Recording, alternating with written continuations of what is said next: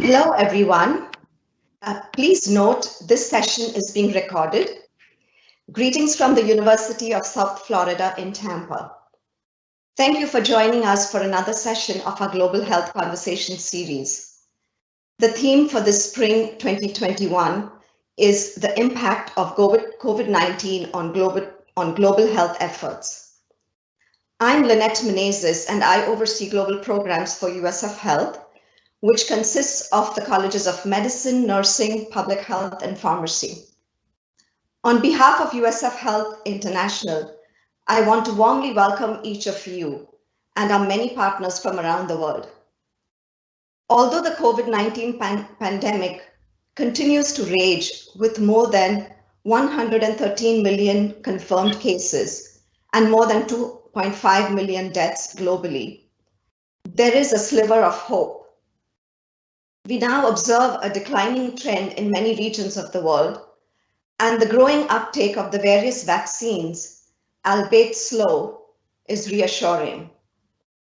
India's sudden decline in COVID-19 cases when compared to other regions in the world remains somewhat of a mystery, although there is some indication that cases are again beginning to rise with the lifting of some restrictions. Today, we are delighted to have Dr. Shashikiran Umakant, who will provide us some insight into how his hospital and team successfully handled the COVID-19 response in Udupi and share his experiences on the role of a dedicated infectious disease hospital during a pandemic. Before I introduce Dr. Umakant, I wanted all of you to know that at the end of this presentation, we will have plenty of time for questions. You may type in your questions in the chat box during the presentation, and Dr. Umakant will answer as many as he can. Dr. Shashikiran Umakant is the medical superintendent and professor and head of the Department of Medicine at Dr. TMA Pai Hospital, Udupi, the dedicated COVID-19 hospital of Udupi District, India. After completing his residency in internal medicine in 1999, Dr. Umakant has served in many academic roles in both national and international campuses of Manipal Academy of Higher Education, a university that has been recognized as an institution of eminence by the Government of India. In 2010, he went on to establish the Department of Medicine at the Dr. TMA Pai Hospital and expanded the service to include several subspecialties. This allowed access to patients that had to previously travel long distances for healthcare services. When COVID-19 hit the state of Karnataka and then Udupi, the TMA Pai Hospital became the dedicated COVID-19 hospital, and he was selected to be the nodal officer leading the response for the hospital and the district. Of course, he continued to also work as a frontline clinician, managing COVID-19 patients, and was a contributing member of the COVID-19 Medical Expert Committee for the district.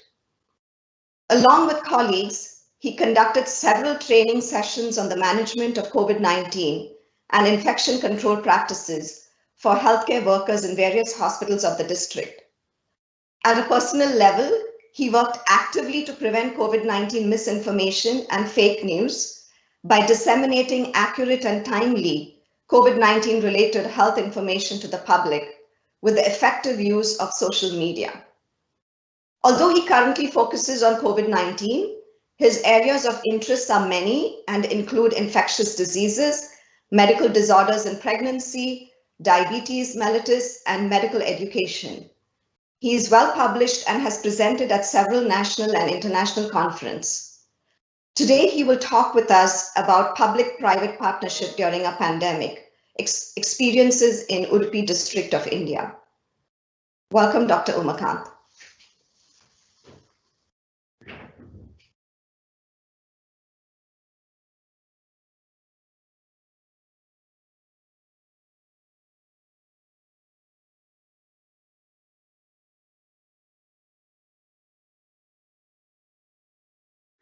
Thank you very much, Lynn, for that kind introduction. I represent Manipal Academy of Higher Education, as Lynn has already mentioned. And Manipal Academy of Higher Education, as it is commonly known as MAHE, is a leading university, a private university in the south of India. And during this COVID pandemic, even before the pandemic started in our region, a lot of preparations happened because of a collaboration between the public administration, that is a district administration, as well as our university, along with other private hospitals also. So what I'm going to share with you over the next approximately 40 minutes is how COVID spread in the district for some time, how it came down, and what was our experience, what we learned, and if any of that is going to be helpful to you, I'd be very happy with that. Now, this is where we are. This is our world, and I'm talking from India.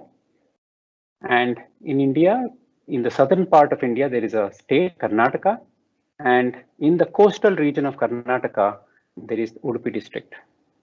And Udupi district is a very scenic place. It's got about 100 kilometers, almost 60 miles of the coastline, and has beautiful scenery. So it's a place to be. It's got a population of about 1.3 million people, and the total area of about 1,500 square miles. The population density is about 866 people per square mile. This is an estimate according to the 2011 census. Our next census is going to be soon. According to the 2011 census, it's about 15% less. We have just estimated for 2020. This district has been the cradle for a long time, at least for the last 100 years, has been the cradle for educational institutes, banking system, and the famous Udupi cuisine of India. It's a vegetarian cuisine, of course, with various developments into non-vegetarian cuisine also. Now, importantly, when I told that it's the cradle of education institutes, the Manipal University, we're talking about, is one of the education institutes that started here and has evolved into a global university today.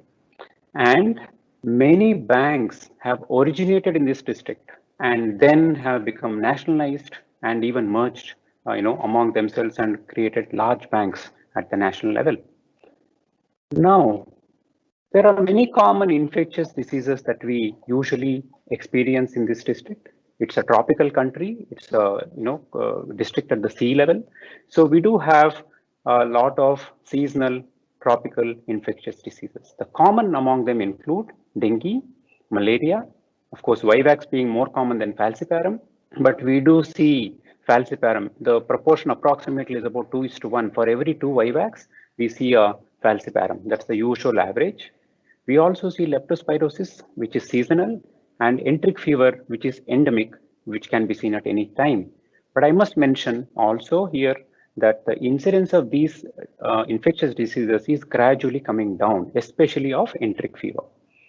Then we also see viral infections. We had some experience of the pandemic of influenza H1N1 in 2009-2010. Of course, our response was very different at that time for various reasons. It was not as good as this time.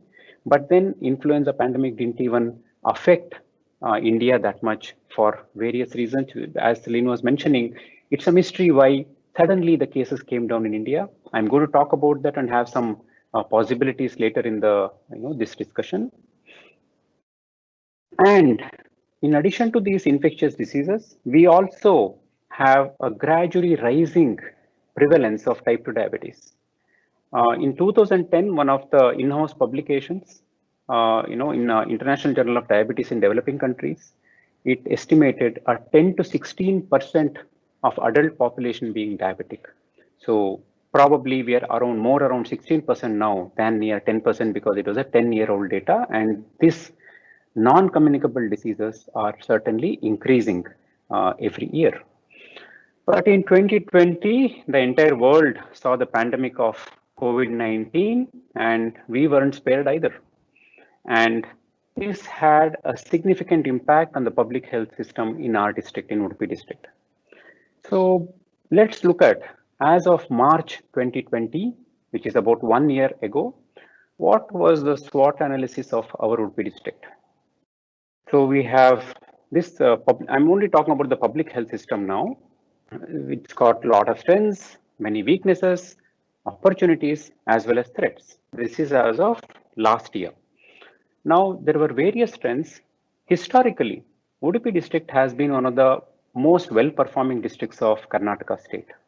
It's got a strong network of disease surveillance, monitoring, as well as reporting. It's one of the districts in our state which promptly reports all illnesses, to the extent that when other districts don't report that much, most people think that diseases are only in this district, to that extent. Performance of public departments is among the top few in the state, and that's what I meant there. But here, I'm not only talking about the health department, almost all public departments, whether it's a revenue department or irrigation department or health department, the performance of those departments is among the top few in the state. And the public health infrastructure is good for primary and secondary care. And they have an excellent network for vaccine rollout. Fortunately, in India, the universal immunization program, it's very well established, though it is meant for children. So now with the vaccine rollout that's happening here, that particular network is also being used to distribute the COVID-19 vaccine. We got 2 types of vaccines in India. If time permits, I'll talk about that later. Of course, every strength has some weaknesses. So as of March 2020, there was a significant shortage of tertiary level care in public hospitals. And as of now, there is no public medical college hospital in Udupi district. There is only one medical college, and that is the Kasturba Medical College, Manipal, which belongs to MAHE, which caters to the local population for studies. Since there is no public medical college hospital, many people who require tertiary care are dependent on either the private medical college hospital, that is of MAHE, or they have to travel to other districts if they need to. There are some private hospitals also. In the public health system, there were a lot of vacancies in clinical positions, and they also had an inadequate ambulance network to face a surge in COVID-19. For the amount of disease activity that we had at that time, ambulance network was adequate, but this is a weakness when there was a surge. And this district, though it is in sea level, predominantly, there are also the Western Ghats, which is, as we move away from the sea, there is a sudden elevation in the ground level, which forms a hill, and those hilly terrains are quite hard to reach. So if somebody becomes sick there, the reach for them is going to be quite tough. That's one of the weaknesses of the district. We had and still have a proactive district administration. I'm going to talk about a bit later. And that was an opportunity at that time. So, opportunities and threats are always temporary, but here it's still continuing. And when it comes to threats, that was the biggest threat that we had in early 2020, COVID-19 surge as it was happening in other countries. And what we were seeing in other countries was quite concerning. Tertiary care requirement by large number of COVID-19 patients was a big worry for us, and non-COVID care of poor patients. Because if public hospitals start taking care of COVID patients, what happens to the non-COVID care of people, those who are dependent on the public hospitals for their secondary care? So these were the threats that we had. Now, among these, some of these were solvable by private enterprise. Shortage of tertiary level care in public hospitals. Of course, it is shortage in public hospitals, but private hospitals could chip in. There is no public medical college hospital, but there was the private medical college hospital, and tertiary care requirement, of course, we're going to look at it now. Now, I spoke about MAHE in the beginning. This university offered a lot of strengths to the district, potentially. They have a pool of trained professionals. Being a medical college, which is in existence for the last, since 1953, right? So it's nearly 68 years. 68 years of existence in this area. It's got a good network of many hospitals in the district, as well as a pool of trained professionals of every field that we can imagine. including intensivists specifically because of COVID-19 and infectious disease specialists. Of course, we also have infection control committees in each hospital, and the infection control committee in the main Kasturba hospital has been a guiding force throughout this period. Well-trained paramedical and clinical support team is also there. Strong diagnostics with multiple laboratories of microbiology. We have a dedicated virology laboratory in the university. Established tertiary care facilities, clinical facilities, capacity for quick scaling up, as well as at that time and continuing a high social responsibility of the top administration of the university. Now, this combination of the strengths and weaknesses we saw in the public system, as well as some strengths that the MAHE could contribute to strengthen the health system in the district for a pandemic, together came into force on a day when both the Udupi district commissioner or the deputy commissioner, who is the district authority for all administrative issues, and MAHE pro chancellor, they had a press conference together and made a joint announcement that MAHE is dedicating a 200-bed hospital for COVID-19. Now, this was in mid-March. Mid-March was a time when we had no COVID cases detected in our district yet. There was not even a single case. There were a few cases reported in other states and few in Bangalore. That's all. Bangalore is in the same state as us in Karnataka.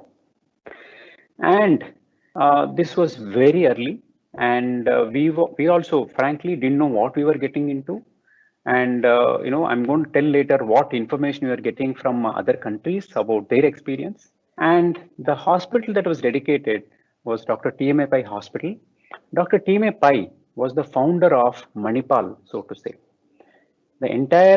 The existence of the Manipal Academy of Higher Education and all its constituent institutes and colleges is solely because of that particular person who initiated the Kasturba Medical College in 1953, and then it has grown through subsequent leaders into a big global university.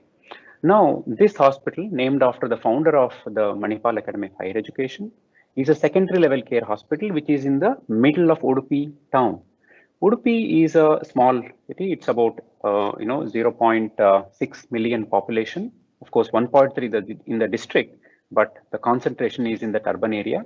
And this particular secondary care level hospital, which was catering to the local population and sending patients to tertiary care for the main Kasturba hospital, was now dedicated as a COVID-19 hospital. And the purpose being to restrict the care of COVID patients in one particular location so they get a focused care, as well as avoiding exposure to healthcare workers in multiple hospitals, thereby preventing the spread in the healthcare community as well as in the community itself. So this hospital was even upgraded in a very short period to reach a tertiary care level setup. Of course, though it was called a secondary level care, we had a functional ICU, we had ventilators, but in terms of super specialties and infectious disease specialists and intensivists, we didn't have the setup there. They were all supported through MAHE. And even hemodialysis requirements were also set up in the ICU in a very short period. All the existing staff of the hospital continued to work in the same hospital. In addition to that, intensivists and infectious disease specialists were also deputed. Intensivists were on standby because we didn't have any sick cases yet.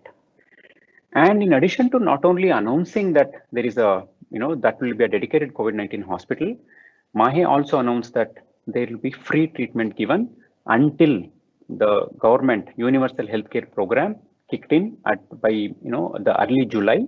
So for first 3 months, we provided completely free treatment to any COVID-19 patient who got admitted in spite of being a private institute. And that was not even reimbursed by the government, of course. Right. So now we have to recognize that this hospital, which was dedicated for COVID-19 care by MAHE, was the first private hospital in the country to be a dedicated COVID hospital for any district. So this was in mid-March itself that it was set up. So this shows the foresight with which the MAHE top officials worked and how they collaborated with the DC and volunteered to contribute in this way. What did the other public and private hospitals do? For the initial few months until there was a surge and it exceeded the capacity of the hospital a couple of months later, they continued to care for non-COVID illnesses, which is also a very important aspect. We have recognized earlier itself that in many countries, because of the excessive, the number of cases overwhelming the hospitals, care of non-COVID patients also was hit hard. It was minimized to some extent here because of continued care of non-COVID illness by other hospitals, because one single hospital was dedicated and they continue to run fever clinics. They had SARI management. SARI is, of course, as you all know, severe acute respiratory infection management. And when they confirmed a COVID patient, they would shift it to the dedicated COVID hospital. And in addition to our hospital, some private hospitals and colleges, I'm talking about non-medical colleges and schools that were not in use, were converted to quarantine centers for COVID-19 suspects until their results were available. So this was the entire arrangement in the district. Now, we had a head start. We have to be thankful for that for various reasons. One is due to the strict lockdown that India went through. As early as 24th of March, one of the strictest lockdowns in the world, so to say. I'm going to show you some data later. Ensued in India, and it lasted for more than 2 months of strict lockdown. That really gave us a head start because it reduced the load that we had in the beginning in the first 2 months. Once we came to know we were a dedicated hospital, we were able to do some things to learn about it and to get mentally as well as, in many other ways, get ready to tackle this pandemic. So we just had a few cases in March and April. I'm going to show you a data graph about how the cases progressed over the period of next many months. Just a few cases in March and April, but we were looking at what was happening in Italy. As we were seen here, Italy and European Union countries were going through a very tough time at that time. Fortunately for us, they were sharing their information. And we would see photographs, we would see their descriptions of their experiences on Twitter, and we would see videos of doctors and other healthcare workers working in those hospitals, sharing their experience, which was very emotional for us. And we also shared that information in the local language with the general public. And as we see in the picture below, the number of coffins and body bags was not enough in many countries, unfortunately. But then, since we were seeing that and we had a lockdown, we had some time. We upgraded our facilities, expanded oxygen beds, created intubation bays in an open area in the hospital, right? So we created, with the facilities that we had in the hospital, with a lot of infrastructure limitations that we had, we made various arrangements within, cut off some areas, restricted access only to patients and those who are in PPE, and created areas to reduce transmission of infection within the hospital. In addition, we got some of these kiosks by donation through the Indian Medical Association of our local branch of Udupi. In addition to that, we also made a makeshift intubation bay that was in open area, like I told earlier. This was the first version. Of course, we improvised on this subsequently. This was before we even had any patient who required intubation. And we also trained our clinical and paraclinical staff regarding infection control practices, COVID-19, just the knowledge about what it is, as well as various skills required in managing ICU patients with COVID-19. And we also subsequently improvised on the donning and doffing areas with segregation to prevent transmission. And this improvisation happened over about 4 to 6 weeks. And India went through a very strict lockdown. It was a complete lockdown for 67 days from March 24th to end of May 31st. And unlock began from June 1st gradually. So, and in this complete lockdown was in 4 phases. Initially, it was the maximum and then gradually relaxed as per the situation with some decentralization decisions. It significantly reduced the doubling rate of the pandemic in India. And of course, we were closely following the numbers at that time. But when we were hit hard with cases, we forgot all the national numbers and international numbers. Just started focusing on the number in our wards. That's what every hospital went through. That's what every clinician went through. and we were no different here. Like I told earlier, unlock started on June 1st onwards, and this unlock happened over 6 phases with gradual relaxation. Now, these are on the right side, what you see are some popular tourist destinations in India, which were all completely vacant during the lockdown. And this is on March 1st. This is a global map with the strictness of the lockdown. Not only the lockdown, it's basically a government response. How each government responded to the pandemic. So on March 1st, as you notice there, it was China, which had significant lockdown in place. And when they announced lockdown in January itself, actually we were wondering only a communist country can do lockdown. It's very difficult in a democracy. We were all wondering. But of course, every country improvised on how much of lockdown and restrictions and movement controls they can do. And India also, of course, learned from others and did it also. So as time went by about March 25th, this was the amount of lockdowns. You see a stringency legend there. This was stringency of lockdowns as well as the government response in various countries. And by March 25th, India had already reached the red here in terms of lockdown. That was 90% plus. On April 12th, there was a report that among all the countries, one of the strictest lockdowns was in India. And it was given 100 out of 100 score for the lockdown on April 12th. Of course, subsequently, gradually unlock began. And on 31st May, most countries, were in lockdown. Very few, probably one country in, a few countries in Africa, that's what we are seeing, that may not have had significant lockdown, but every other country was in high alert. And by the end, gradually, this I'm talking about is in January. In January, gradually, the level of lockdown and restrictions have significantly come down. As we have learned more and more about how COVID is transmitted, we have been able to stop it through many other means also, I guess. Now, what is the impact of this lockdown on our district as well as the country? So to say, we flattened the curve, in many ways. Of course, that was a rage, the phrase at the time. And in about 60 days, it was estimated that India averted about 1.5 to 3 million cases and saved about 37 to 78,000 lives. Of course, it's an estimate. And there was a significant economic impact of the lockdown, which was the other adverse effect of the lockdown. Slowdown was already there, and it became negative growth during the pandemic, like many other countries were also going through. And there were a lot of migrant workers in India who moved from one state to another state looking for employment, and they work in factories, workplaces, and delivery services. They were all shut down, and they started migrating to their native district, and it was a significant problem. And eventually it was sorted out through specific trains and buses that were started only for them during the lockdown.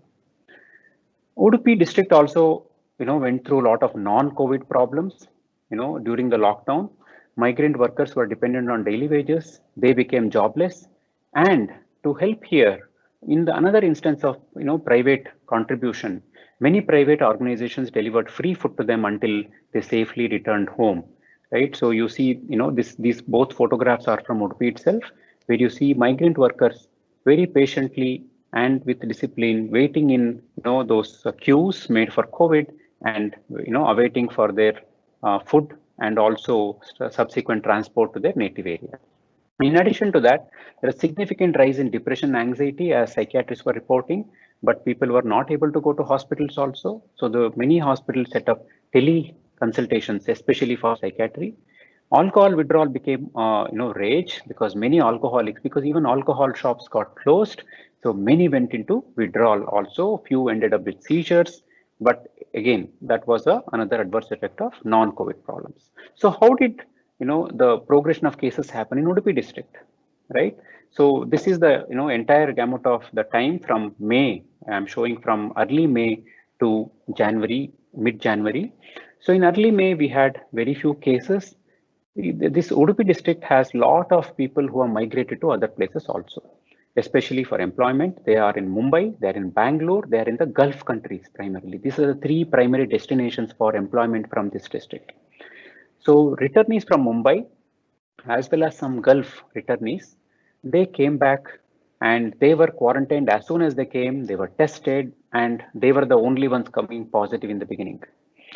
Gradually, as time went by, we also had a surge in Bangalore. Bangalore is the capital of Karnataka. It's a metropolitan city, and there was a significant surge there. And many people from Udupi who were employed there and staying there, they returned to their home place because of their fear of pandemic spreading there. So they thought Udupi will be safe, but they unfortunately carried the virus also. And then they were also quarantined because even the district border was sealed. The district administration had taken a very strict note of the lockdown, and anybody entering the district from any outside district had to, give a proper explanation. Of course, there were porous borders here and there, but at the height of lockdown, it was quite managed in terms of the lockdown. Now, as they came, there was quarantine of those people also who came back, and they were also tested, and still they were the only ones who were getting positive. And we had few clusters here and there where even their family members, at the most their contacts, who were coming positive. So it was still local clusters among the returnees and their family members and close relatives. Then there was a local spread. Healthcare workers are also affected, and even police started coming positive, and this was a state of community transmission. This community transmission started in Udupi approximately in early to mid-August, and then continued for a long time. And the cases started coming down sometime in mid-October very abruptly. So the height of the pandemic here continued from August to mid-October. August to mid-October was a very tough period for all the hospitals and healthcare workers in our district. During that time, many hospitals were overwhelmed.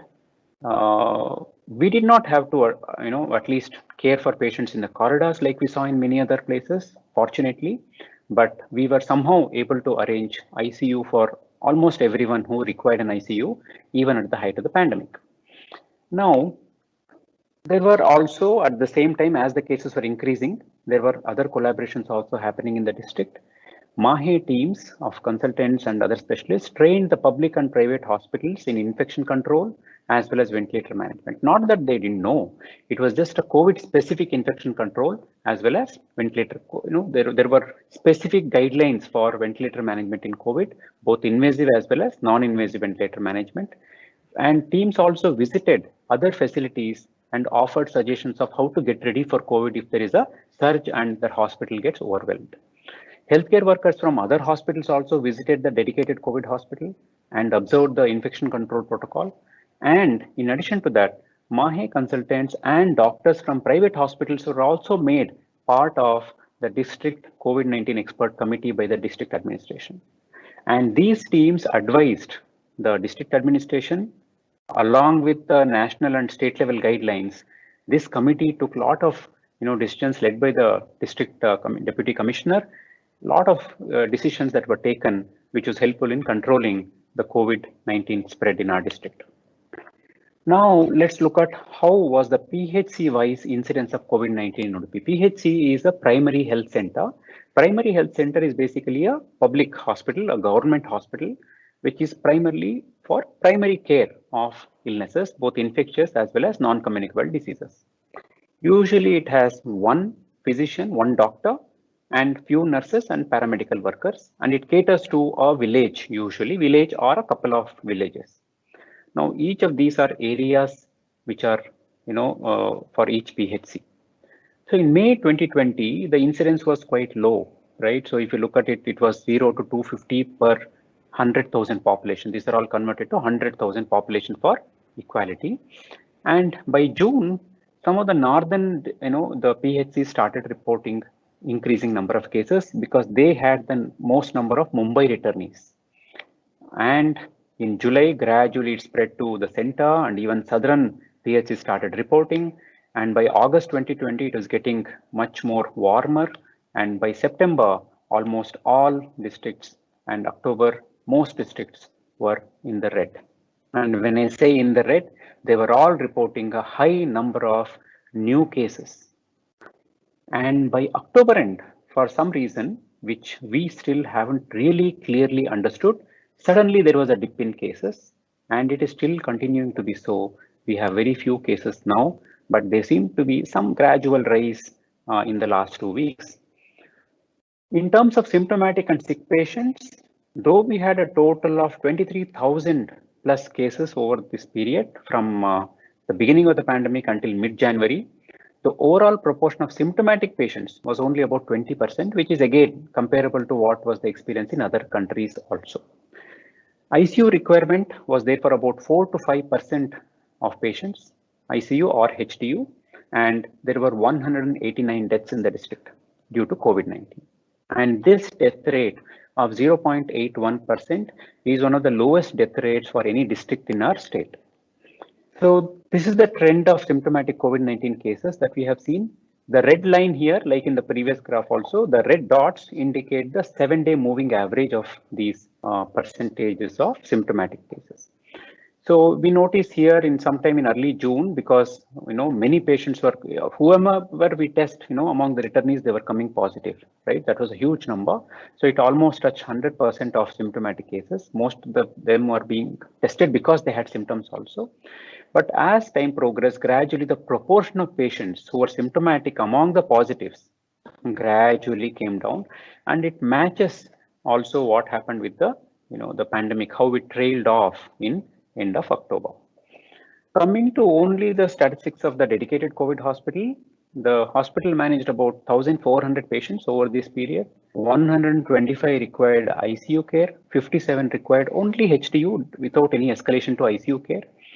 354 patients required oxygen. Some of the patients with oxygen were also managed in the general wards, and about 78 patients required non-invasive ventilation. 46 were intubated, and 26 people died in the dedicated COVID hospital. Most of those who died had some comorbidity. Very few, I would say 3 patients, only 3 were below 50 years old, and all those 3 had significant comorbidity.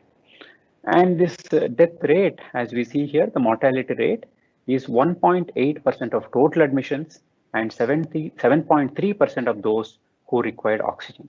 In addition to that, ICU care as well as general care, many pregnant women are also coming with COVID-19 in our district, and 62 deliveries for COVID-19 pregnant women were also conducted in the dedicated COVID hospital. Together, Mahe hospitals, because as the pandemic progressed, sometime in June, other hospitals also had to start taking the COVID cases. And by August, even Kasturba Hospital had started fully managing COVID-19 patients because it had crossed beyond the limit of any smaller hospital to manage alone. So together, Mahe hospitals have managed more than 3,000 symptomatic, sick and vulnerable patients during this pandemic, and Udupi district has one of the lowest mortality rates in the state, that is 0.81%, like I mentioned earlier. Meanwhile, there were a lot of efforts happening at the district administration level also to streamline shifting of patients and bed management. Bed management was a major issue. We had learned that from Mumbai. In Mumbai, many patients were going, unfortunately, from hospital to hospital looking for bed with sick patients. It happened in the beginning, later they sorted it out. But looking at what was happening there, the district administration here used technology to track ambulances. They installed GPS systems in ambulances, and they had a portal, web portal, where they could track each ambulance, the location of it in the district. And they had a direct line also with the drivers of those ambulances, so they could send them to the nearest patient who required a critical care. But of course, because before it became fully operational, suddenly there was a downward trend in cases. So this particular system is kept on hold, and it is revivable. Lab diagnosis was a major issue. There was no approved lab in the beginning to test for SARS-CoV-2 until 19th May. This is almost 2 months into the pandemic. We didn't have. That resulted in a significant delay in diagnosis of patients.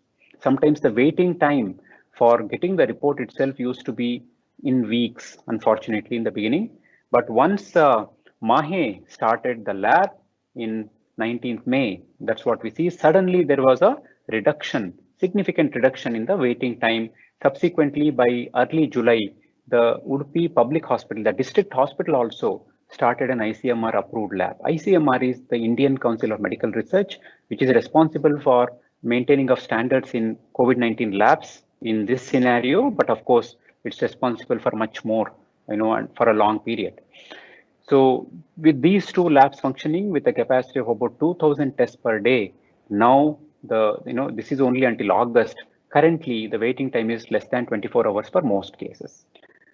Regarding PPE and mask, initially there was a short supply. We were worried what happens if there's a short supply, and we were looking at other healthcare workers in different countries reusing their mask, reusing the PPE, and fortunately, the district administration as well as MAHE mobilized local vendors, local manufacturers to produce. This is an example of a locally developed PPE, which is quite effective, and of course, as we all know, quite suffocating also because of its efficacy.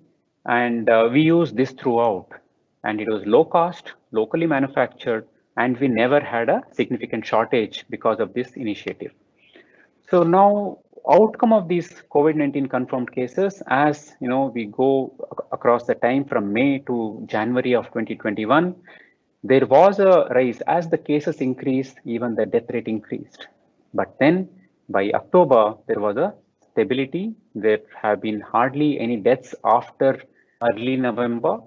And for long time, for almost 2 months, there were no deaths.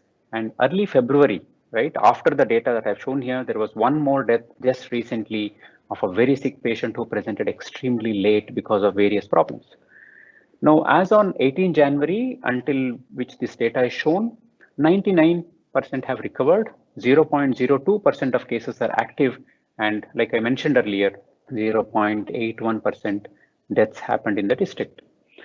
Now, when we look at this, is a busy table, but I'll only make you focus on these data here, right? So this is the case fatality rate according to age group. On the left-hand column, you notice the age group.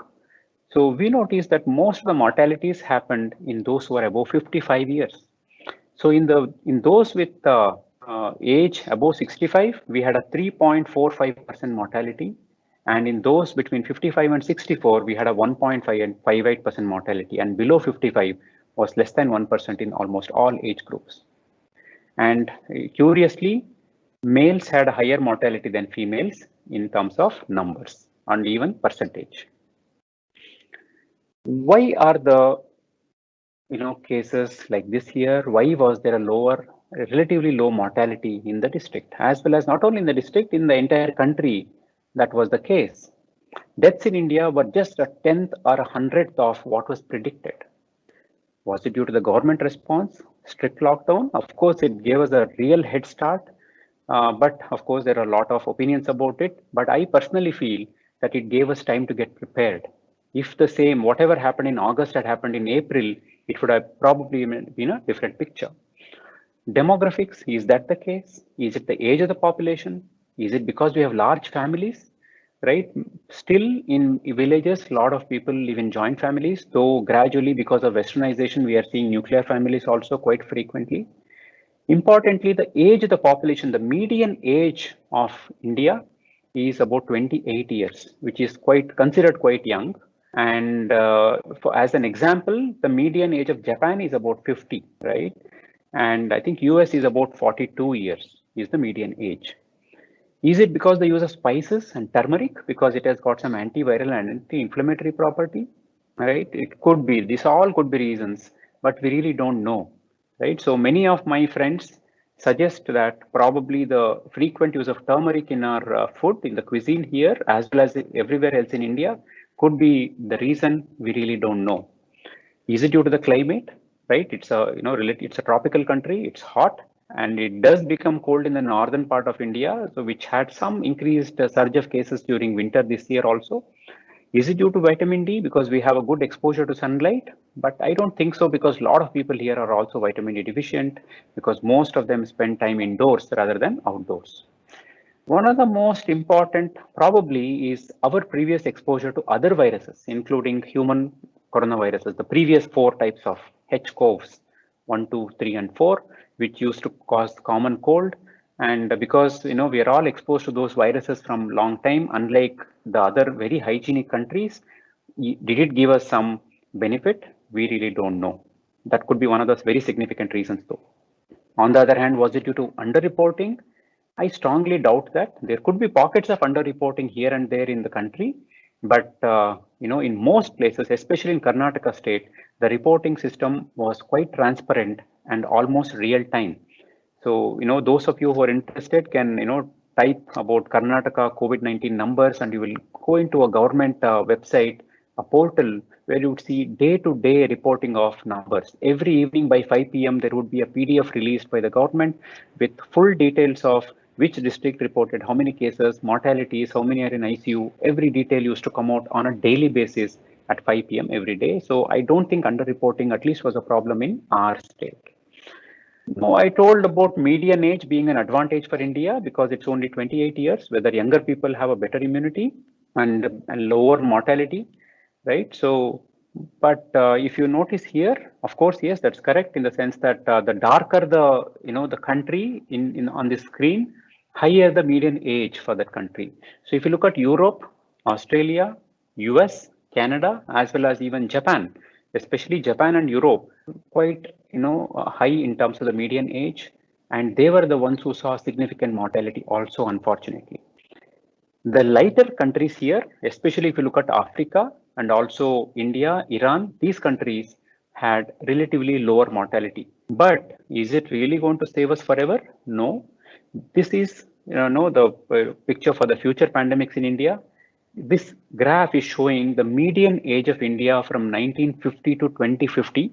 1950 to 2020 is actual, and from there onwards is an estimate. So by 2050, India is going to reach a median age of 38, which will be quite older than what we are now. And a similar pandemic at that time, unless there are other changes apart from age, it's going to be probably a different picture, hopefully not. So what were the challenges we faced and what were the lessons we learned? Like in many other countries, fake news, misinformation, and unproven alternate remedies taken by people were a major issue here. COVID-19 was a hoax. This was one of the biggest fake news that we saw. And there were all sorts of things. You also would have heard about 5G network, causing all these illnesses. All that was in circulation as well here. Misinformation that mask use causes hypoxia, whiskey and hot water will kill the virus, and many unproven alternative remedies also came into picture here, which confused a lot of people, and we had to really struggle to streamline that news information. So what is the lesson we learned? Of course, when it comes to learning about what hospitals need to do and how district administrations should act, all these are a good experience that we had. But this was an experience that we have to use for a future situation also, where we need to deal with the global infodemic as much as the pandemic itself. Social media has given us a lot of leeway, right? Some people use it for good reasons, some for not so good reasons. So preemptive or even prophylactic public education regarding these pandemics and other illnesses, and reliable, sorry for the spelling error there, reliable messages from respected people in the society. This was actually done when fake news was spreading about a lot of things, right? So the district administration requested respected people from the community, not only from the health community, from the general community, to come forward and release brief video clippings about what is the right information, what people need to do, why they should get tested, why they should get treated. All this was told in plain, simple language, and it is released very frequently in the social media. And in fact, MAHE, many consultants of MAHE did that.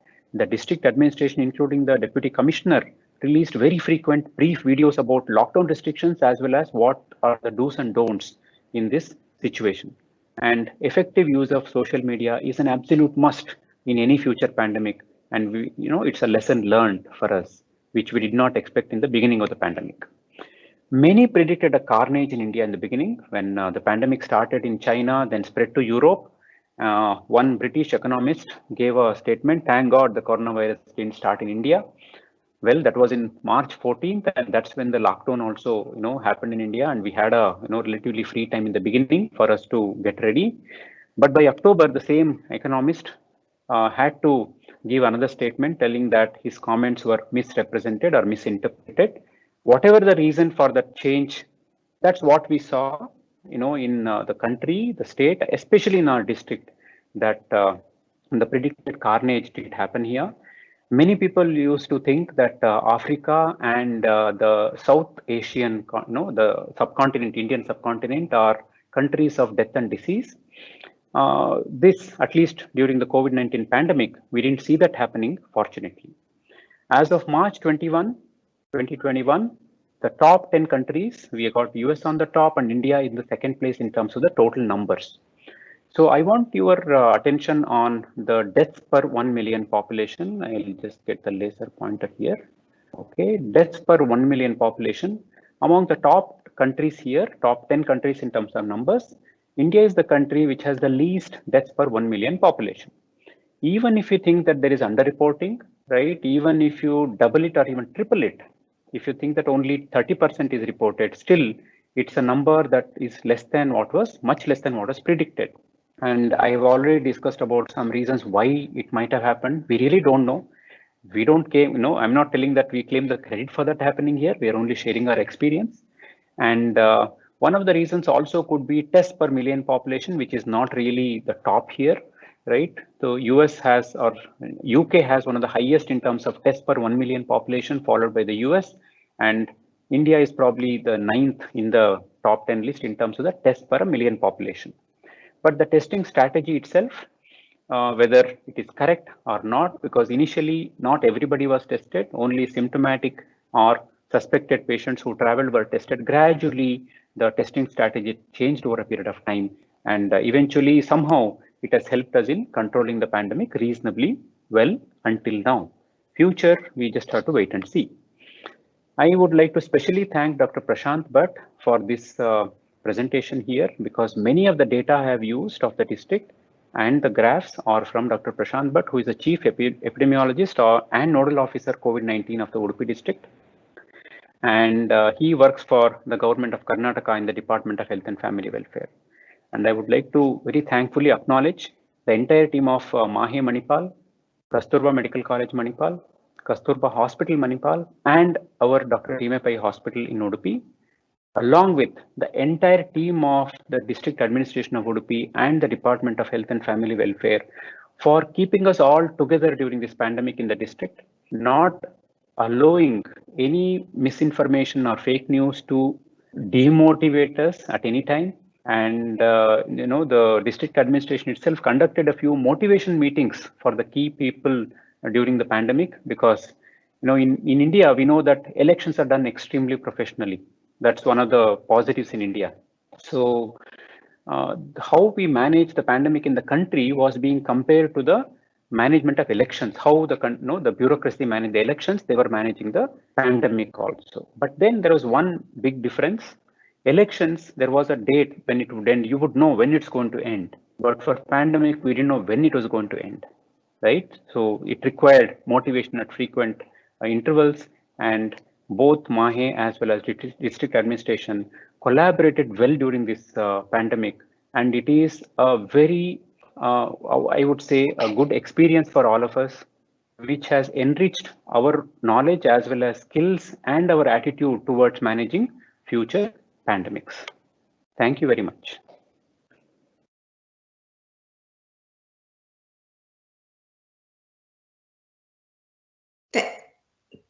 Thank you, Dr. Umakant, for that excellent presentation. I think you showed us how well the response in Udupi was implemented, and some of the challenges that you faced and how you overcame them. We have a lot of questions from the audience, and I wanted to go ahead and start asking you some of those. I think one of the questions was, because you are a dedicated hospital, what was your doctor-patient ratio at the time of your surge? Correct. At the height of the surge, I have to tell here that we were ready to manage 150 COVID-19 patients at any given time. And we had decided that the moment we touch about 80% of that capacity, we'll also request opening of other hospitals. So we were looking at an occupancy of about 130. So when we reached an occupancy of 130, other hospitals also opened up to take, COVID patients. So in terms of, people, doctors, you're looking at doctor or staff here? Doctors. I'll answer doctors first. So in the Department of Medicine, we were 6 physicians at that time. And from the Department of Infectious Diseases, there were 3 specialists who had also been deputed from the Kasturba Hospital, Manipal. So this team of 9 were managing in the beginning. And for ICU patients, we had a different team of anesthesia, critical care medicine, as well as emergency medicine. They would come by rotation at any given time. There would be at least 2 doctors, 1 doctor and 1 resident in the ICU to manage 8 plus 12, that is 20 bed ICU plus HDU there. And that was really a short number, I must admit here at the search. Yes. Very small number, but our nurses really did compensate a lot for them. And subsequently, when you look at the general wards, if you look at an occupancy of approximately 110 during the surge in the other non-ICU locations, by rotation, because there also had to be night shifts and all, at any given time, we had multiple floors. In each floor, there would be at least 1 doctor and 1 resident at any given time. So if you look at 130 patients and add all the every duty staff here, we had a ratio of approximately 6 patients to 1 doctor at that time. Okay, that seems quite challenging if you are doing it continuously, because the patients sometimes need a lot of care. So in terms of your PPE supplies, so I know you had raised this whole issue of how you were able to have local, because that was the shortage was all over. In the United States, we faced it as well as in Tampa. And what you did really well was having like a local manufacturer go ahead and provide you that supply. Did you see any transmission among healthcare workers in your hospital, or did you have sufficient PPE or? Yeah, we had sufficient PPE, but still, like I showed in the graph, there was a transmission among healthcare workers, and it was not in the clinical areas. So from what we, investigated, the infection control team investigated and found that most of the transmission was happening in the eateries, while they were having coffee, while they were in the canteen, right? That's the time when, you finish a duty or exhausted, you just want to go and sit with them. Usually we, wear mask when we are together. We are very strict about that in the dedicated COVID hospital as well as in Kasturba Hospital. But you can't eat with a mask, you can't have coffee or tea with a mask, right? So that was where it really spread. And in our hospital, of the 300 plus the other rotational staff we had, the entire healthcare worker team, about 300 people, only 30 people came positive in our hospital until January. That's 10% positivity rate in our hospital. In other hospitals, it was a little more because we had the advantage of being a dedicated hospital, right? Sure. So we would take them only when they were positive, and we would, keep a proper infection control distance as well as barriers. But when it came to other hospitals, they were also managing non-COVID and suspect cases. And, treating non-COVID is a much higher risk in terms of transmission, because you don't know, asymptomatic patients can always spread. So there was a significant spread in other hospitals. And it was not due to a shortage of PPE. So because you mentioned the word asymptomatics, in one of your slides, you showed a graph where you showed that I think the majority of your cases were asymptomatics out of the 23,000, and then I think a little over closer to 5,000 were symptomatic. How were the asymptomatics then detected? Were they part of because they were exposed, that they were tested, and that's how you found out, or? So it changed over a period of time. In the beginning, every traveler who would come in would be tested, especially from those, endemic or not endemic, epidemic areas, right? But then subsequently, once the community transmission started, for every COVID positive individual, their entire primary contact would be tested, right? For example, if a person is living in a large family, and if there are 6 people in the family, the other 5 would also be tested, and many of them would be asymptomatic and positive. Sometimes, in spite of a ban on, congregations, there used to be some small congregations of 20-30 people. And in case, if somebody was detected to be COVID positive and they report that they went into a congregation like that, every attendee of that congregation was also being tested, and we were finding some asymptomatic positives among them. So they were the contacts. So, in terms of, it seems like there were a lot of places in India that didn't have sufficient oxygen. Did you face that problem, or were you well supplied for your patients? Generally, we were very well supplied, but for a period of about 1 week at the height of the surge, we had some trouble. We never had shortage, but we had a fear of shortage. Okay. We were told that, because our dependency for oxygen is from a neighboring district, Mangalore, which is a larger district. So that is what has a lot of industries and even oxygen plants, right? So they had to, send here, but there also there was a bigger surge going on at that time. So they required for their hospital. So we were afraid that we will get less supply. And eventually, again, the collaboration between, not collaboration, the communication between the district administration of this and that district, they ensured that there was no shortage here. It didn't happen. There was a fear, but we didn't really have shortage. And then when you also mentioned that you had about 60 women who delivered in your hospital who are COVID positive, pregnant women. Correct. Did you by any chance see any vertical transmission at all, or was there? No. We tested every child, every newborn was tested on day 2 and day 7. And, with the RT-PCR, not a single child was positive. Initially, because it was an unforeseen situation, initially most women, we did elective LSCS, that is cesarean sections. But subsequently, as we became more comfortable with deliveries and these cases as the surge increased, even normal deliveries were also done in COVID-19 at the later part of the surge. And subsequently, depending on obstetric indication, either cesarean or normal deliveries were conducted. Either of them, whether it was normal delivery or cesarean, there was no vertical transmission that we noticed. Wonderful. So this now comes to your whole talk about a public-private partnership and how a private hospital became a dedicated COVID-19 hospital. Do you think if Udupi district had decided not to have a dedicated hospital, or your hospital was more of a public hospital that was providing only COVID-19, the scenario would be different in terms, because you were talking about how your mortality rate was lower. And do you think it would have been different? I hope not, but the reality may be different, and we really didn't go through that situation. So whatever I tell will be conjecture. But the facilities in public, hospital definitely is there is a lot to be desired there. We know that very well. And this Udupi district was created in the year 1997. That was 23 years before COVID came here, right? And until now, there is no district level hospital here. There is a hospital in the district in each division. Each division is called a taluk. So in each taluk, the 3 taluks, there is a large hospital. But the facilities there are not upgraded to what is expected in a district hospital, and that's been a problem in this district for a long time. And it's been recognized now that the pandemic came, that became very obvious, because they had to take a private hospital as a dedicated COVID hospital. So now the plans are afoot.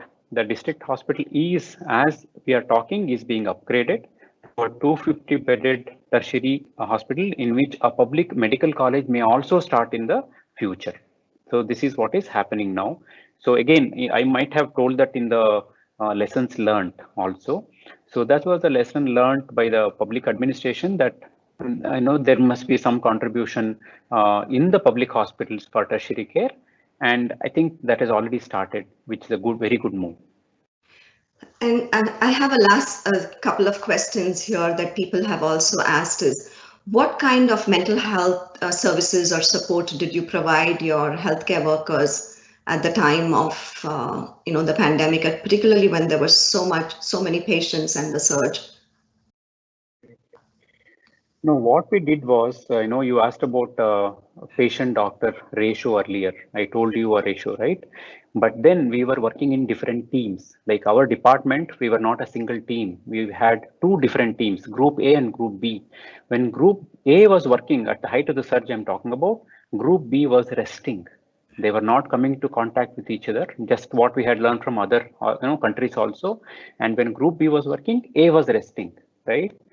So because of this, what happened was they were rested reasonably well. If they have worked continuously for 1 week or 5 days or 3 days, depending on the cycle that was happening at different times, they were getting an equal number of rest days also, except for people in key positions who could not do that, who did not have that luxury. Almost every other doctor as well as nurse was given a particular proportion of rest days. So the incidence of mental health problems was not much. Nobody broke down. And even when people developed COVID and got admitted, our own healthcare workers got admitted in our own hospital, they actually managed it very cheerfully. In fact, our healthcare workers, nurses who were positive and admitted in the ward, they would actually do rounds there and, within the ward, check the temperature, saturation of the patients and report to the people outside the buffer zone because they were not that sick, right? They could do that. So fortunately, we did not see much. And I would, totally give it to the top administration, which gave us the leeway to rest people, adequately. We had one or two people who had significant trouble in terms of, even when they go back home, they could not sleep on duty days and all that, but that was very minor and it did not require any specific professional handling. On the other hand, a lot of patients had those issues because they were, staying alone in the hospital. They were away from the family for a long period. In the beginning of the pandemic, they had to stay for at least 14 days in the hospital until we learned about, these, and gradually we went on relaxing the discharge criteria. Initially, they had to stay for 14 days. We would do an RT-PCR test once. If that is negative, we'll repeat it after 3 days. And only if both are negative, we would discharge them into the community. Right? So that was taking a lot of toll on their mental health. That required professional counseling. We had our psychiatrists also. And in the middle, to add to the doctor, patient proportion, not only the Department of Medicine and Infectious Disease, doctors from every department contributed at the height of surge. Even ophthalmologists and gynecologists and psychiatrists were also working in the medical wards looking after COVID patients in our hospital. Thank you so much. And for the last question before we end this, everybody wants to know about the vaccine distribution in India. Do you think with being a private hospital, is this a partnership that will now occur where you would probably have a better chance of being able to distribute the vaccine more equitably, as well as, have a better plan in terms of vaccine distribution? Absolutely. Our Prime Minister made a statement in the Parliament about 2 weeks ago that the contribution of private enterprise in India has been astounding, in the development of the country for time, for a long time, and it is going to be in the future also. So that really gave a boost, and the same thing is happening with even vaccine distribution. Majority of the vaccine distribution has been happening in private hospitals now. Like I told, in our district, there is a pilot going on for public vaccination now. All healthcare workers and frontline workers have already been vaccinated, and our department, and especially those who are in dedicated COVID hospital, we were given the first dose. In fact, we took on the first day, and we have completed our second dose about 2 weeks ago.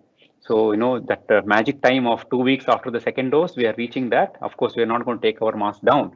But when it comes to public vaccination, it has already started in our hospital from yesterday. Yesterday was the first day, and our hospital and one more private hospital in the district were chosen for distribution of vaccines for the public also, actual vaccination. There are some technical difficulties right now with the portal because there is a lot of authentication process also taking place. Online authentication using identification numbers, the Aadhaar number that is there in India. So there was some technical glitch. So because of which we could not vaccinate many yesterday, but today was much better. And they say that it's been ironed out and tomorrow should be much smoother. So there is a lot of vaccine enthusiasm also among the elderly. Yesterday, we had 85 to 90-year-old people walking into the vaccination area and wait for vaccination for quite some time. Of course, because of the glitches in the beginning, we told them and they happily accepted and waited for quite a time. So I hope the vaccine enthusiasm continues here. Of course, there are vaccine hesitant people also.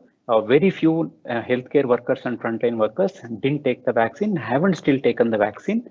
That's a very small proportion.